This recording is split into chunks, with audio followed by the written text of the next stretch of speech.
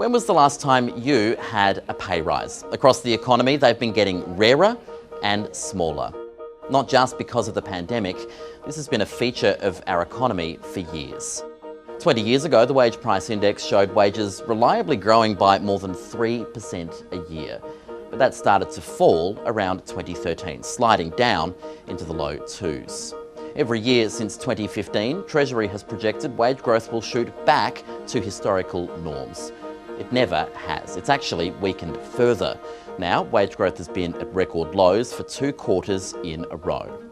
Meanwhile, the cost of many essentials has outstripped wages. Here's how much hourly wages have changed since the year 2000.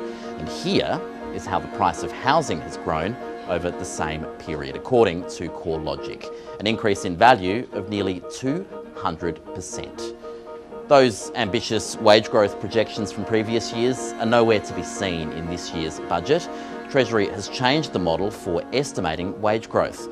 And this budget doesn't forecast an improvement in the wage price index above 3% before mid-2025, seemingly locking in a decade's worth of low wages growth.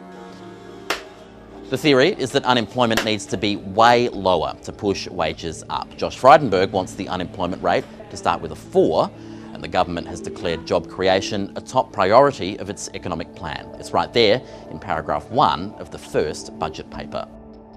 What's new to try and do that? There's an extra $2.7 billion in new wage subsidies for apprentices, worth up to $28,000 per worker, $500 million in funding for youth employment services, and another $500 million if it's matched by the states to fund 163,000 training places, including tens of thousands in aged care skills.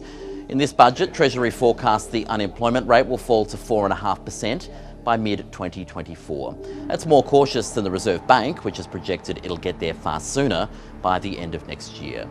Training unemployed people with job skills is one thing, but there are still many more job seekers than job vacancies.